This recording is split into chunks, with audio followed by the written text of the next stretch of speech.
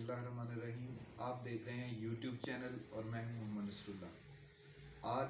3 موضوعات پہ ہم گفتگو کریں گے. ایک کل والے موضوع پہ جو ہم نے افغان ایشو پہ بات کی تھی اس میں ایک چینج آ گئی ہے ریپڈلی. وہ چینج یہ آئی ہے کہ طالبان کا جو بڑھتا ہوا اثر و رسوخ ہے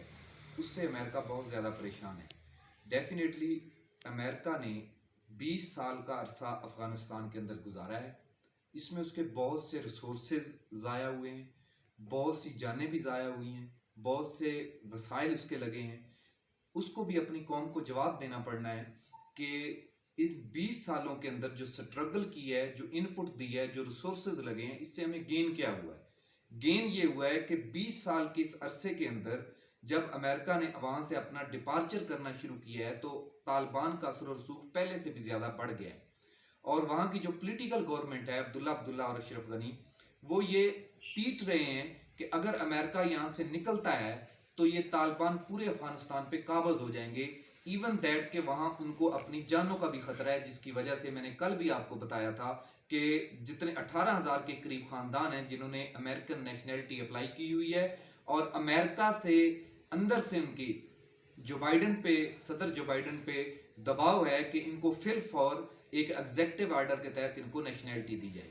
اب امریکہ یہ کہہ رہا ہے, سوچ رہا ہے کہ فی الفور افغانستان کو خالی نہ کیا جائے. اگر وہ افغانستان کو خالی فی الفور نہیں کرتا تو دوحہ کے اندر جو طالبان اور امریکہ کے درمیان اور پولیٹیکل گورنمنٹ کے درمیان جو ڈائیلاگ چل رہا ہے وہ پہلے ہی تعطل کا شکار ہے. اس میں مزید سست روی کا وہ شکار ہو سکتا ہے اور اس سے حالات مزید بگڑ سکتے ہیں. اب یہ ایک ایسی سچویشن آ گئی ہے کہ امریکہ اگر افغانستان سے نکلتا ہے تب بھی یہ اس کے گلے کی ہڈی ہے, اگر وہ نہیں نکلتا تب بھی اس کے گلے کی ہڈی ہے. آنے والے وقتوں میں کیا ہوتا ہے, اس کی پالیسی میں کیا ٹوسٹ آتا ہے, ہم ساتھ ساتھ آپ کو فیڈ بیک دیتے رہیں گے. دوسری خبر جس پہ آج ہم بات کرنے کے لیے جا رہے ہیں وہ ہے لاہور جو جوہر ٹاؤن کے اندر بم دھماکہ ہوا ہے.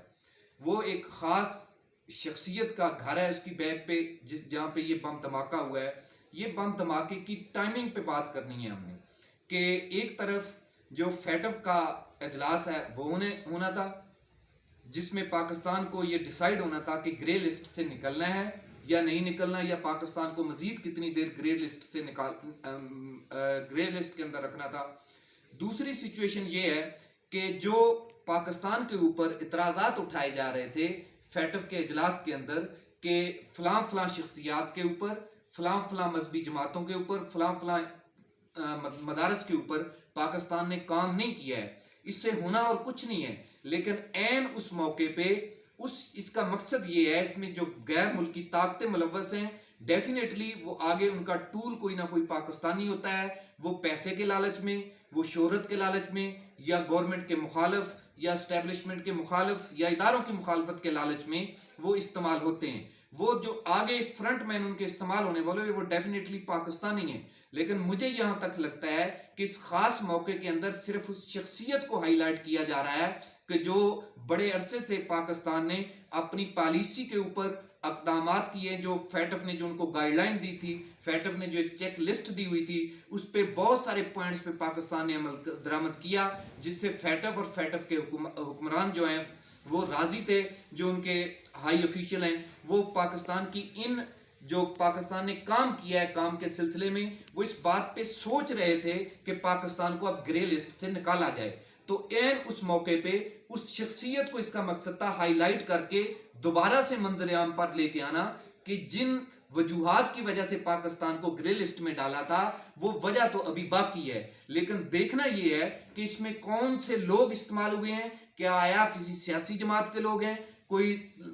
لسانی گروہ ہے, کوئی مذہبی گروہ ہے, کوئی کسی اور تعصب کی وجہ سے یہ کام کیا گیا ہے. اس پہ ادارے کام کر رہے ہیں, انویسٹیگیشن جاری ہے, لیکن اس پہ کھل کے بولنے کی ابھی ضرورت نہیں ہے کیونکہ یہ انڈر ڈسکشن ہے معاملہ.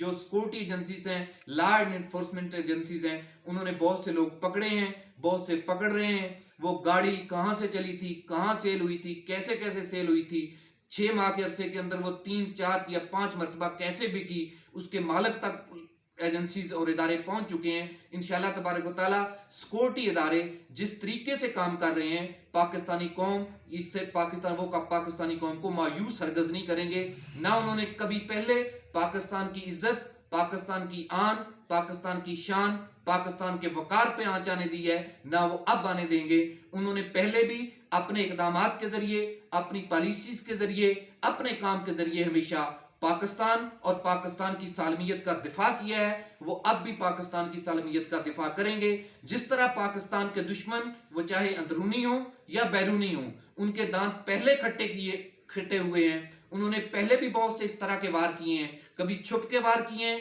कभी खुलेआम वार किए हैं। ये उसी तरह का एक वार था जो एक खास तनाजर के अंदर जिसको देखा जा रहा है कि उधर से अफगानिस्तान से अमेरिका का डिपार्चर, उधर से पाकिस्तान का अमेरिका को जो अड्डे देने वाला मामला है उसमें खान का एब्सोल्युटली ना कहना, उधर से फैटफ का अजलास, और एन इस मौके पे उस खास शख्सियत के घर के बैक साइड पे ये धमाका, मतलब इसके खास मकासद हैं। लेकिन दुश्मन ना पहले अपने मकासद में कामयाब हुआ अल्हम्दुलिल्लाह, ना पाकिस्तान की इदारों की बदौलत ना वो अपने मकसद में कामयाब होगा। तीसरी खबर जिस पे हम आज बात करेंगे वो है नवाज शरीफ का जो हाई कोर्ट ने डिसीजन दिया है अल अजीजिया रेफरेंस के अंदर, मतलब कि उनको डिसीजन वो अप्लाई किया हुआ था नून लीग की तरफ से। लेकिन इसमें एक बड़ी आपको जायकेदार बात यह है कि अता तारड़ साहब जो नून लीग के सेनेटर भी हैं और शरीफ खानदान के फैमिली वकील भी हैं। बाज़ औक़ात अदालतों के अंदर ये होता है कि जब कोई खास तरह की सिचुएशन हो तो अदालत अपने साथ एक कानूनी मामल लगाती है ताकि जो पार्टीज हैं उनको ये तसर ना जाए कि अदालत ने एक खास माइंडसेट के साथ या किसी तस्सब की बिना पे, किसी दुश्मनी की बिना पे या किसी के कहने पे एक फैसला किया है। इसमें जो सबसे मजेदार और इंटरेस्टिंग बात है, जो हाई कोर्ट के जस्टिस साहबान जिन्होंने ये डिसीजन दिया है, उन्होंने जो अदालती मामन मुकर्रर किया वो अदालती मामन ही अता मोहम्मद तारड़ साहब थे जो नून लीग के वकील हैं। इसके बावजूद हाई कोर्ट ने यह फैसला दिया जो एहतसाब अदालत का, जिसमें नवाज शरीफ को एवनफील्ड और अल अजीजिया रेफरेंस के अंदर सजा हुई थी, उस फैसले को एज इट इज बहाल रखा कि नवाज शरीफ साहब और अदालत का यह कहना था कि नवाज शरीफ साहब पाकिस्तान से मफरूर हैं, वो अपने आप को सरेंडर करें, आगे इदारों के सामने पेश करें, अपनी सजा भुगतें और इस फैसले के खिलाफ, इस केस के खिलाफ अपील करें। ये जो नून लीग की तरफ से रेफरेंस दायर किया जा रहा था, ये रेफरेंस इस वजह से दायर किया जा रहा था कि आने वाले वक्तों के अंदर नून लीग और बहुत से जो anti establishment, anti government, anti Khan या एंटी पीटीआई जो जमातें हैं वो ये समझ रही हैं कि आने वाले वक्तों में काजी फायज ईसा साहब शायद 2023 के अंदर पाकिस्तान के चीफ जस्टिस बन जाएंगे। पाकिस्तान के चीफ जस्टिस बनने के बाद उनको प्रॉपर रिलीफ मिलेगा। जिन्होंने काजी फायज ईसा की बैक पे जो लोग हैं, जो उनके लिए ट्वीट्स करते हैं, जो उनके लिए अपनी मीटिंग्स के अंदर बात करते हैं, जो उनके लिए लॉबिंग करते हैं, जो उनके लिए अपने जलसों के अंदर आवाज बुलंद करते हैं, वो ये तवक्को लगा के बैठे हैं कि काजी फायज ईसा साहब जब आएंगे, पाकिस्तान के चीफ जस्टिस बनेंगे, तो इन लोगों को एक रिलीफ मिलेगा। उस रिलीफ का अभी इस केस के साथ क्या ताल्लुक है कि अगर तो कोर्ट ये डिसीजन दे देती कि ये फिलहाल इसको सस्पेंड कर दिया जाए, नवाज शरीफ साहब आएंगे, वो कोर्ट के आगे जब भी अपीयर होंगे फिर इस केस को आगे उससे चलाया जाए। लेकिन चूंकि नवाज शरीफ साहब पाकिस्तान से भागे हुए हैं, अपनी सजा से बचकर भागे हुए हैं, अपनी बीमारी का बहाना बनाकर, और वो ये चाहते थे कि अगर कोर्ट ऐसा डिसीजन उनके हक में दे देती है तो कल को अगर काजी फायज ईसा साहब नवाज शरीफ साहब को फुल बेंच के आगे कोई रिलीफ देते हैं तो अवाम और इदारों का प्रेशर काजी फायज ईसा साहब के ऊपर नहीं होगा ज्यादा,